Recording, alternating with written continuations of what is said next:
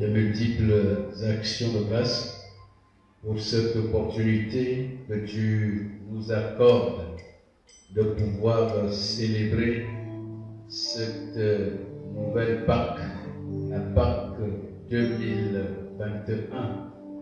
Merci Seigneur pour les familles que tu as préservées.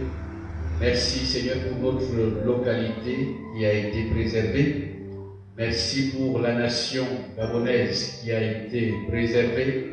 Merci Seigneur pour le monde entier qui a été préservé durant cette période pandémique. Nous te bénissons, le Seigneur, c'est une grâce de célébrer la Pâque. C'est une fête annuelle qui se déroule une fois l'an. Et c'est en cela que je voudrais adresser à tous mes salutations fraternelles en Jésus-Christ.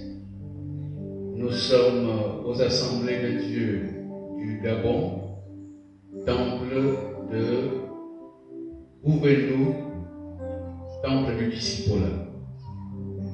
Alors nous ouvrons notre mini-séminaire sur le thème intitulé « Christ, notre Pâque ». Un thème très important, un thème qui va nous entretenir jusqu'au dimanche, pour ceux-là qui seront bien sûr connectés. Alors sans plus tarder, je voudrais tout de suite rentrer dans le vif du sujet.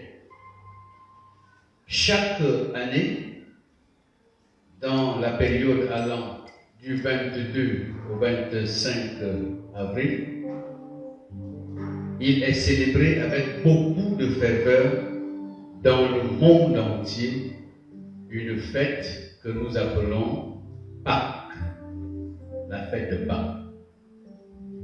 Mais le constat est alarmant. Il est alarmant pourquoi? Parce que le monde parle de la Pâque au pluriel. C'est-à-dire que sur le mot Pâques, ils ajoutent un S, comme s'il y avait plusieurs Pâques. Or, selon la Bible, nous n'avons qu'une seule Pâque. D'où la question de savoir quel est le sens réel que nous donnons à ce concept appelé Pâques aujourd'hui.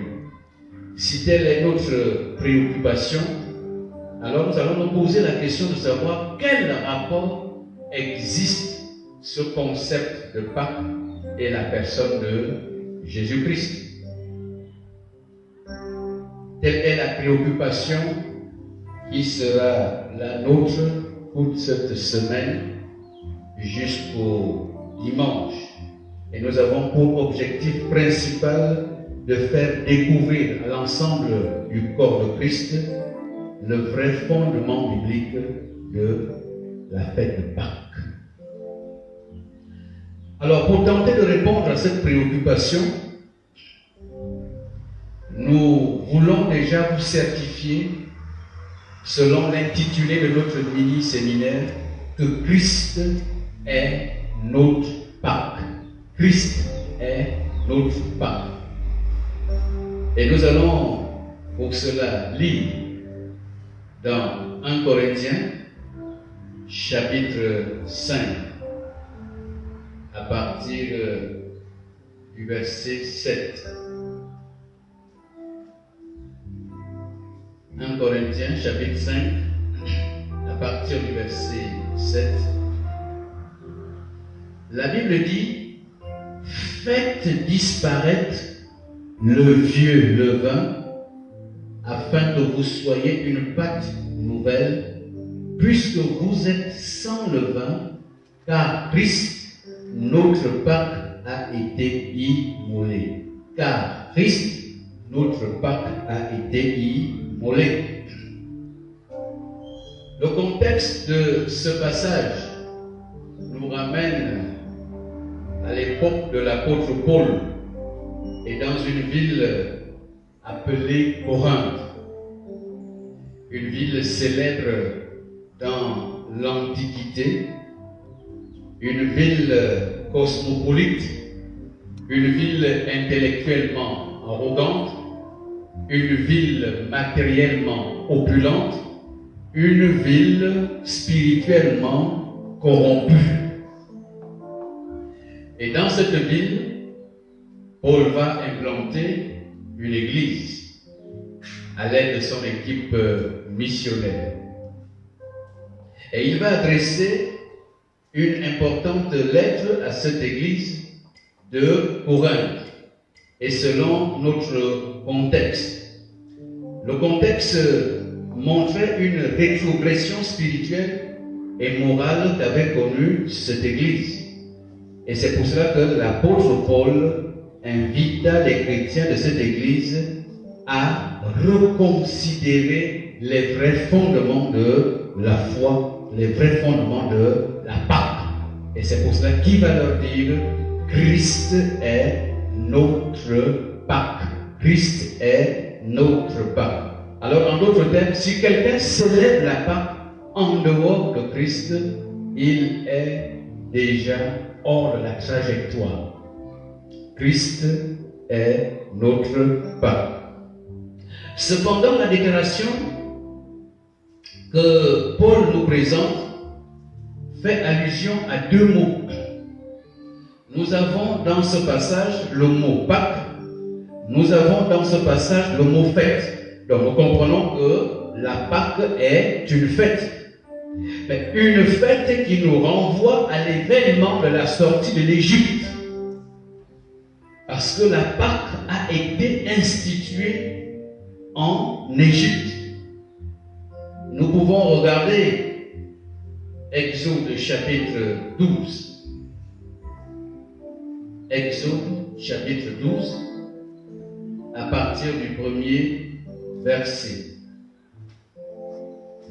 Que dit la parole de Dieu dans Exode 12, à partir du premier verset? Je lis pour vous. L'Éternel dit à Moïse et Aaron dans le pays d'Égypte: ce mois-ci, ce sera pour vous le premier des mois. Il sera pour vous le premier des mois de l'année. Parlez à toute l'assemblée d'Israël et dites: le 10e jour de ce mois, on prendra un agneau pour chaque famille, un agneau pour chaque maison. Si la maison est très peu nombreuse, pour un agneau, on le prendra avec son plus proche voisin selon le nombre des personnes. Vous compterez pour cet agneau d'après ce que chacun peut manger. Il s'agit ici de la célébration de la Pâque. Ce fut la première fois dans l'histoire de l'humanité que la Pâque a été célébrée. Donc ça, c'est l'institution même de la Pâque. D'après ce texte, nous voyons que c'est là l'institution de la Pâque. Mais dans cet événement de la célébration de la Pâque, le texte fondamental ici nous montre la centralité de la célébration de cette Pâque. Et cette Pâque était centralisée sur un petit animal appelé l'agneau. Alors si l'agneau n'était pas présent dans la célébration de la Pâque était dénudée de son sens. En fait, la Pâque ne peut avoir son sens réel que si et seulement si nous avons la présence d'un agneau. Car l'agneau, dans le contexte juif, était la victime habituelle du sacrifice de la Pâque. Et on offrait généralement un agneau mâle. Donc on ne pouvait célébrer la Pâque juive sans qu'il y ait présence d'un agneau. Nous continuons, la question demeure. La question est celle de savoir quel rapport avec Christ. Puisque dans l'Ancien Testament, il était question d'un agneau animal, d'un agneau, petit animal. Mais quel rapport avec Christ, notre Sauveur? C'est là la problématique de notre message. Et là, pour mieux comprendre, nous allons dans Jean, chapitre 1er, le verset 29. Jean 1er, 29. La Bible dit ce qui suit. Le lendemain, il vit Jésus venant à lui et il dit: voici l'agneau de Dieu qui ôte le péché du monde. Voici l'agneau de Dieu qui ôte le péché du monde. Là, nous comprenons le rapport.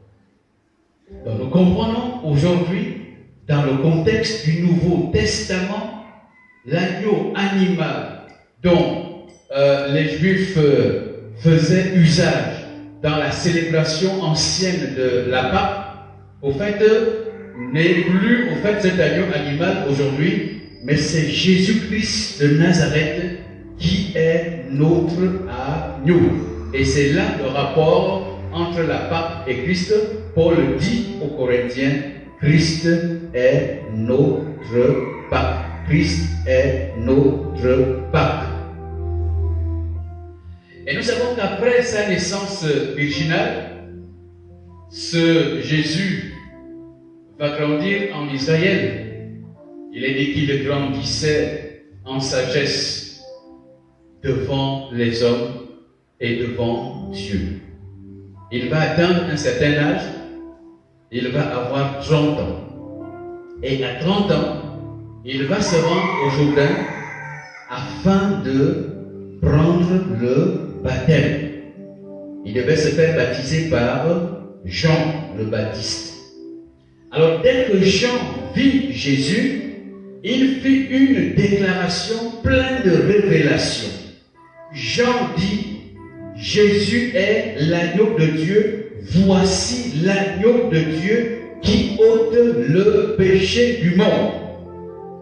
Donc c'est Jean qui révèle aux Juifs, c'est Jean qui révèle au monde que l'agneau animal qu'on utilisait dans l'Ancien Testament n'était plus cet agneau animal, mais cet agneau humain, le don de Dieu, le sacrifice de Dieu. Alors nous nous souvenons, il est dit dans Jean 3, 16, car Dieu a tant aimé le monde, alors qu'il a donné son Fils unique, afin que quiconque croit en lui ne périsse point, mais qu'il ait la vie éternelle. Il y a eu la substitution. Donc l'agneau animal a été remplacé par un agneau humain. Et cet agneau humain est appelé aujourd'hui Jésus-Christ de Nazareth, et c'est lui qui ôte le péché du monde. En effet, les Juifs connaissaient ce qu'on appelait l'agneau. Les Juifs connaissaient ce qu'on appelait l'agneau, et ceux qui étaient des bons lecteurs de la Torah connaissaient de quoi il était question. Je voudrais lire Ésaïe 53, le verset 7. Il est dit ce qui suit. Une preuve suffisante que les Juifs connaissaient la place de l'agneau et son importance dans la célébration de la Pâque. Il est dit au verset 7 d'Ésaïe 53, je lis, il dit: et il a été maltraité et opprimé, il n'a point ouvert la bouche, semblable à un agneau qu'on mène à la boucherie et à une brebis muette devant ceux qui la tondent. Il n'a point ouvert la bouche. Ici déjà, au temps du prophète Ésaïe, alors on parlait de cet agneau qui devait être immolé pour le salut du monde entier. C'est là la révélation. Donc ça veut dire que pour pouvoir parvenir à la rédemption, il fallait que Dieu offre son Fils unique, Jésus-Christ, afin que quiconque croit en lui ne puisse point périr, mais qu'il ait la vie éternelle. Et pour cela, il fallait une action de la part de cet agneau humain que nous appelons ce soir Jésus-Christ de Nazareth, notre pape. La difficulté qu'avaient les Juifs, nous comprenons. Ils avaient un problème de révélation. Ils avaient du mal à croire que ce Jésus qui est né au milieu d'eux, qui a grandi comme tout être humain, puisse devenir l'agneau de Dieu qui ôte le péché du monde. Ils avaient du mal à croire parce qu'ils ont vu ce Jésus, fils de Marie, fils de Joseph, et dont la famille était modeste, parce que sa famille n'était pas une famille riche. Ils connaissaient les frères de Jésus, ils connaissaient les sœurs de Jésus. Je vous apprends que Jésus a bel et bien eu des sœurs. Il connaissait sa famille et il a évolué dans la ville de Nazareth. Bon, vous voyez que là, ça a été un blocage énorme pour les Juifs, parce qu'à cause de son humanité, les gens ont eu du mal à apprécier cet agneau dans sa juste valeur. Pour eux, ce n'était pas admissible que le fils de Marie et de Joseph puisse être cet agneau. Alors donc, avait prophétisé le prophète Ésaïe, qui devait venir dans le monde afin de sauver l'humanité. Et nous nous posons la question aujourd'hui, combien se retrouvent dans cet état? Combien aujourd'hui se retrouvent dans le contexte juif? Puisque l'agneau est là, bientôt la célébration de la fête de Pâques, mais nous allons célébrer la Pâques dans quel esprit? Nous allons célébrer la Pâques dans quel objectif? Avions-nous la révélation de la centralité de la célébration de cette Pâques aujourd'hui, puisqu'il est dit, Christ est notre Pâques.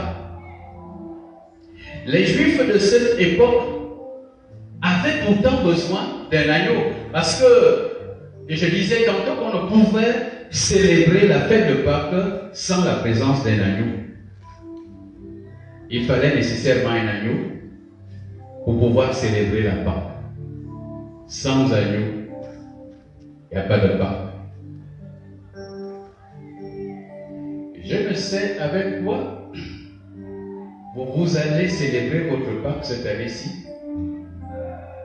Allez-vous célébrer la Pâques ayant un agneau en votre possession?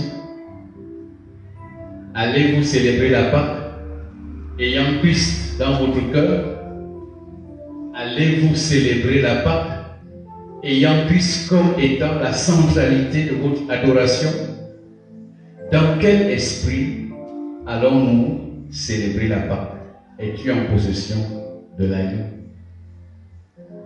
Es-tu en possession de l'agneau? Jean nous révèle que cet agneau avait pour mission d'ôter le péché du monde. Il dit, voici l'agneau de Dieu qui ôte. L'agneau de Dieu qui ôte, qui arrache, qui extirpe le péché dans le cœur de l'être humain.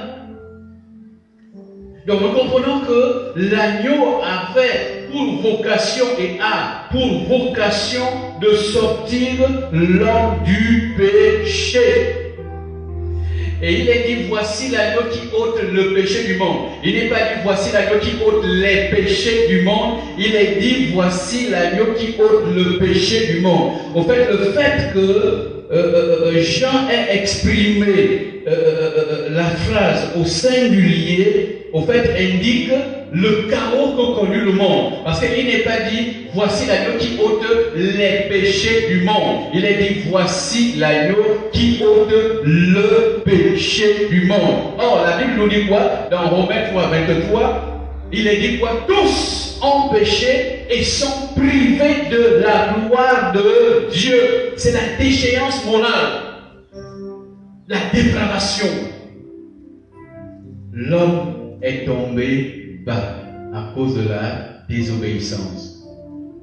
Et là, l'impact de ce péché a affecté l'être humain dans son entièreté. Et il faudrait que nous comprenions que nous parlons ici de l'homme avec grand H. C'est pour cela que la phrase est exprimée ici au singulier. L'agneau de Dieu ôte le péché du monde. Quel que soit votre statut social, vous êtes concerné. Quel que soit votre statut spirituel, vous êtes concerné. Quel que soit votre statut intellectuel ou académique, vous êtes concerné parce qu'il est question de l'homme. C'est dans le même livre de Romains, chapitre 8, où il exprimait clairement que le monde n'a pas voulu tomber dans la malédiction, mais il est dit que c'est à cause de celui qui y avait soumis. Donc, ça concerne l'être humain, quelle que soit la race. Le péché est un mal profond. Avant que nous ne terminions notre message, nous voudrions faire comprendre que effectivement, nous avons besoin de cet agneau aujourd'hui. Il y a des mots que nous connaissons. Il y a des situations que nous vivons. Mais qui ont pour origine le péché. Parce que les gens n'ont pas encore bien apprécié le message de Jean-Baptiste. Il dit, voici l'agneau de Dieu qui ôte le péché du monde. Donc le péché affecte l'homme dans toutes ses dimensions et est capable de paralyser sa destinée. Le péché peut être à l'origine de beaucoup d'échecs. Le péché peut être à l'origine de certaines situations. Alors je voudrais partager un passage biblique dans Matthieu chapitre 9, le verset 5. Christ est notre Pâque. Message à retenir ce soir. Il est dit ici, Matthieu chapitre 9. Ok. Alors, et Jésus connaissait leurs pensées et dit, pourquoi avez-vous de mauvaises pensées dans vos cœurs? Car lequel est le plus aisé de dire, tes péchés sont pardonnés, ou de dire, lève-toi et marche. Or, afin que vous sachiez que le Fils de l'homme a sur la terre le pouvoir de pardonner les péchés, il va dire au paralytique, lève-toi, lève-toi, lève-toi et prends ton lit et va dans ta maison. Lève-toi, prends ton lit et va dans ta maison. Alors nous voyons le contexte de cet homme qui était complètement paralysé. Cet homme qui ne pouvait rien faire. Cet homme qui ne pouvait trouver un emploi car il était paralysé. Cet homme qui ne pouvait se marier. Cet homme qui ne pouvait pas devenir un agent économique parce que paralysé. Un homme, au fait, abandonné à lui-même. Mais au fait, Jésus nous montre ici le rapport entre son état et le péché. Alors, comment expliquer que les parents aient transporté cet homme, monter sur le toit et descendre à l'endroit où Jésus était en train de l'enseigner, comme je suis en train de le faire, au lieu que Jésus impose les mains à cet homme, il va tout simplement dire à cet homme, va alors, tes péchés te sont pardonnés. Quel rapport entre la paralysie, la situation de paralysie et le péché? Jésus révèle qu'au fait, ici, la paralysie avait pour origine le péché. La paralysie de cet homme avait pour origine le péché. Et le péché est à l'origine de beaucoup de choses dans les vies des êtres humains. Le péché est à l'origine de beaucoup de choses dans plusieurs familles. Vous vous posez certainement des questions. Pourquoi alors ma vie tourne-t-elle en rond? Mais c'est parce que le péché t'empêche de vivre la gloire de Dieu. La Bible dit que tous ont péché et sont privés. Donc si vous êtes privés de la gloire de Dieu, c'est à cause du péché. Si votre ministère est paralysé quelque part, c'est à cause du péché. Si votre destinée n'arrive pas à s'accomplir, c'est à cause du péché. Si et seulement si vos objectifs même ne sont pas atteints, c'est à cause du péché. La Bible dit quoi? La main de l'Éternel n'est pas courte pour sauver, ni son oreille dure pour entendre, mais c'est le péché qui vous cache la face de Dieu et l'empêche de vous écouter. Christ est notre Pâque, l'agneau immolé, l'agneau qui ôte le péché du monde. Une solution durant cette semaine, prends Jésus comme agneau de la célébration de la Pâque 2021.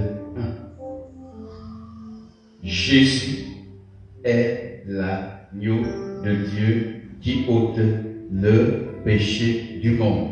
Et la bonne célébration de cette Pâque 2021 passe par l'immolation d'un agneau. Jésus est là afin d'ôter le péché. Jésus est là pour te sortir alors de la forteresse.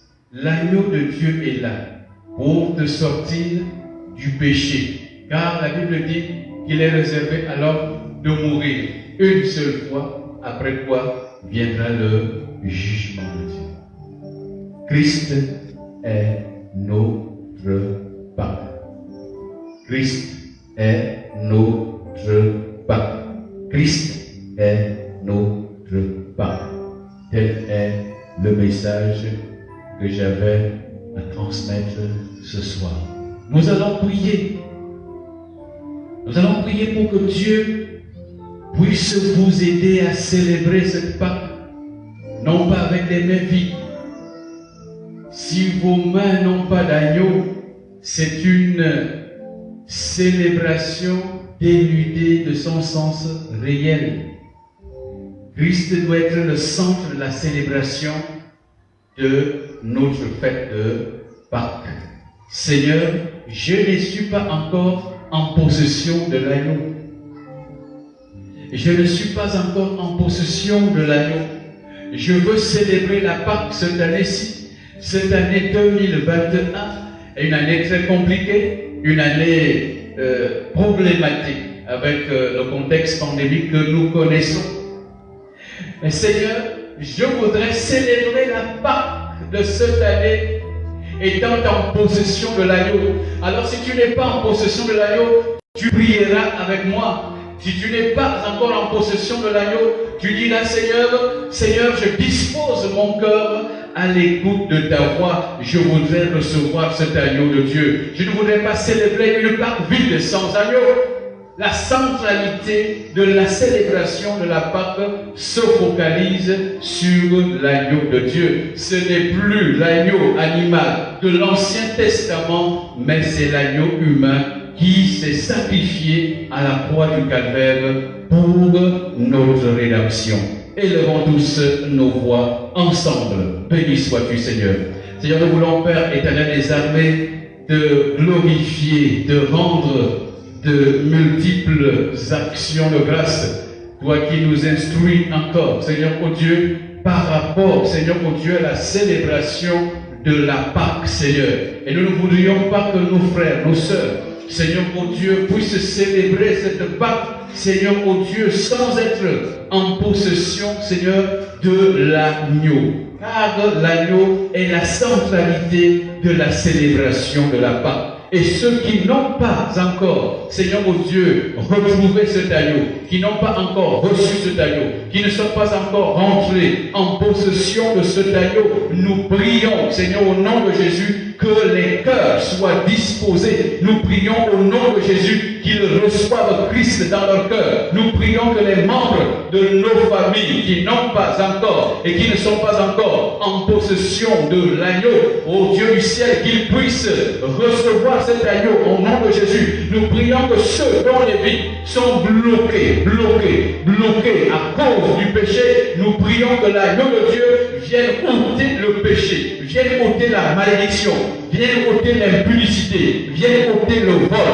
vienne ôter le mensonge, vienne ôter la perversion. Nous te prions, Seigneur mon Dieu, de sauver, Seigneur, de sauver l'humanité, de sauver toutes les couches sociales, de sauver tous les peuples, de sauver toutes les langues, de sauver cette nation gabonaise. Nous te prions, Éternel des armées, que cette célébration de la Pâque, Seigneur, 2021 soit une bénédiction alors pour nos vies, pour nos églises, pour nos familles, pour notre localité, pour notre nation et pour le monde entier. Au nom de Jésus-Christ de Nazareth, j'ai prié. Amen.